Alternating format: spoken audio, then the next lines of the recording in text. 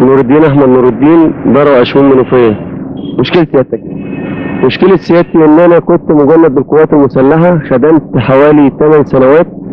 اصبت اثناء الخدمة بالعمود الفقري، اجريت لي عملية جراحية، دخلت المستشفى، قعدت 2.5 سنين في المستشفى العسكري. خرجت بعدها لعدم اللياقة الطبية بنسبة عجز. صرف لي 228 جنيه كتعويض عن الإصابة. في الوقت ده متجوز وعندي 3 أولاد. لجأت إلى الخدمة العسكرية، الخدمة الاجتماعية، اتعمل لي معاش خدمة اجتماعية 3 جنيه بنسبة عجز كلي. يعني الجيش ما ادكش معاش؟ لا، ما صرفليش معاش، هو كل اللي صرفوا لي 228 جنيه. في الوقت ده متجوز وعندي 3 أولاد. لجأت الخدمة الاجتماعية، عمل لي معاش 3 جنيه. بعد كده راح رفعهم ل 6 جنيه، بعد كده رفعهم ل 10 جنيه. بعد كده اتعينت بنسبة العجز سنة 78. اجريت لي عمليتين جراحتين بعد تعييني بشركة تغيير المفصل الفخذ اليمين ثم المفصل الشمال بمفاصل صناعية، وفي مستشفى المعاد العسكري. 1 سنة. كانت على حساب مين دي؟ دي على حساب شركة كولدير وعلى حساب الدولة. اتعمل لي 1 سنة 87 و1 سنة 88 تغيير مفاصل الفخذ بتغيير بمفاصل صناعية. ثم بعد كده رحت لوزارة التأمينات، كتبت طلب وتقدمت بيه للوزيرة. اتحول 3 شارع الألفي في العتبة. طلب بإيه؟ طلب برفع المبلغ عني. فوجئت بعد 10 سنين باخد معاش 10 جنيه، بيطالبوني ب 1190 جنيه من التأمينات الاجتماعية، اللي هو كان بيقولوا معاش السادات 10 جنيه، وانا ما اعرفش. انا اول ما دخلت كان معاش خدمة اجتماعية من 3 ل 6 ل 10. فوجئت بعد 10 سنين بيطالبني ب 1190 جنيه.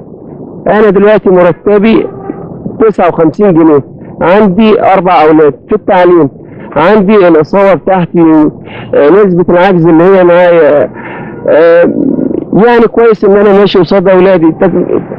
رحت للوزيرة وتقدمت لها بطلب، وبعدين فوجئت ان هو اتحول 3 شارع الألفي. رحت قابلت الاستاذ حسام حسني اللي هو وكيل الوزارة، وبعدين قال لي ما يفكش المشكلة الا السيدة الوزيرة. ايه المبلغ دوت يتحول لخدمة اجتماعية، من خدمة اجتماعية للتأمينات الاجتماعية، وكده يكون اترفع المبلغ عنه إذا كانوا عايزين يستثمروك من المبلغ. مشكلة المواطن نور الدين أحمد نور الدين، ضروة، مركز أشمون منوفية. رقم تأميني 552-896، ورقم معاش 9/7/16/3258. والحقيقة يمكن يكون من المفيد طالما في رقم تأميني بنستعلم عن بيانات المواطن على الشاشة.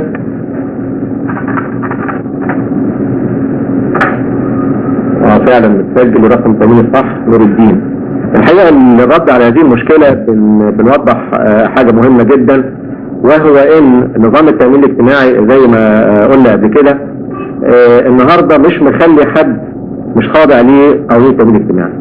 يعني العامل لدى الغير سواء كان في الحكومة او القطاع العام او القطاع الخاص، مقاولات او سيارات او مخابز، كل دول ليهم تأمينات اجتماعية.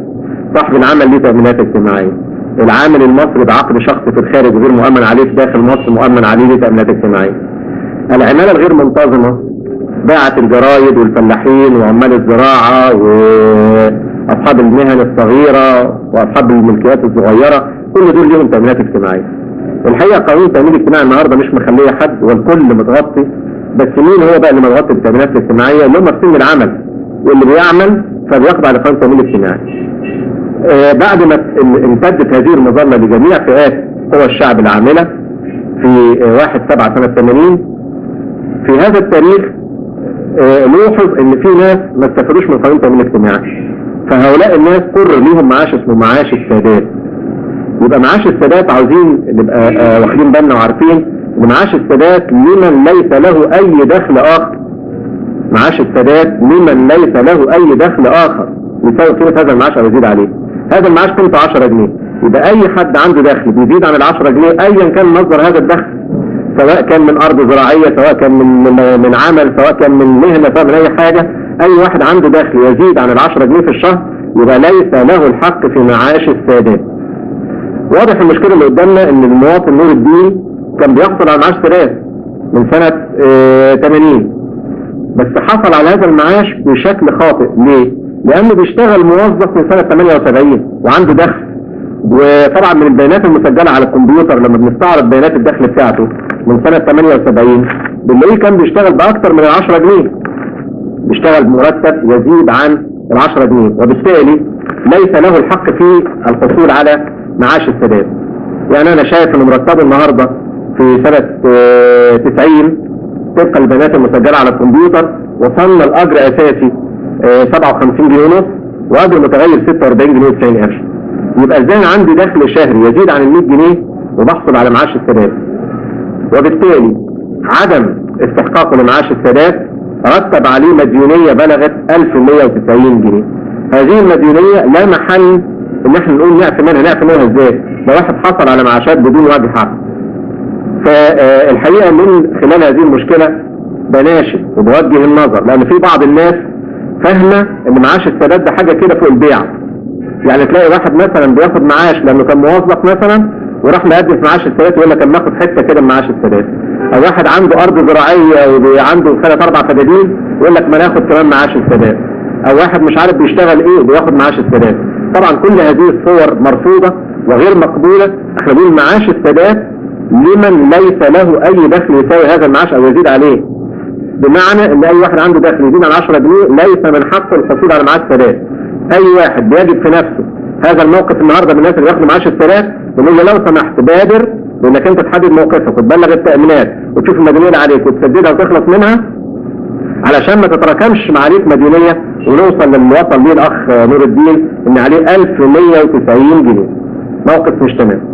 وبرضه من خلال هذه المشكله ومن خلال التكلم عن معاش السادات بنقول يا اخوانا معاش السادات لحد النهارده 10 جنيه. اسره عايشه ب 10 جنيه. ليه ما زالت 10 جنيه؟ لان الدوله بتدفع شهريا حوالي 10 مليون جنيه للناس بتوع معاش السادات. 10 مليون جنيه. فلو ان اللي ملوش حق في معاش السادات خرج منه اتفضل كده ووسع لغيره، يمكن 10 مليون جنيه توزعوا على الناس اللي يستحقوها. لما ال 10 مليون جنيه دول يوزعوا على الناس اللي يستحقوها يمكن يطلع كل اسره تاخد 20-30 جنيه معاش السادات. انما النهارده هو معاش السادات 10 جنيه ليه؟ لان في كثير من الناس ليس لهم الحق في معاش السادات مزاحمين اللي ليهم الحق فيه، وبالتالي البيعه متبحتره على الناس. فبنرجو من خلال هذه المشكله اي واحد بياخد معاش السادات وليس له الحق فيه يبادر بالخروج منه، يوسع لغيره، خلي اللي يستحقوه ياخدوه. لان اللي بياخد هذا المعاش بدون وجه حق بيسرق الدوله وهيحاسب على هذا الكلام قدام ربنا سبحانه وتعالى لان اضر بغيره.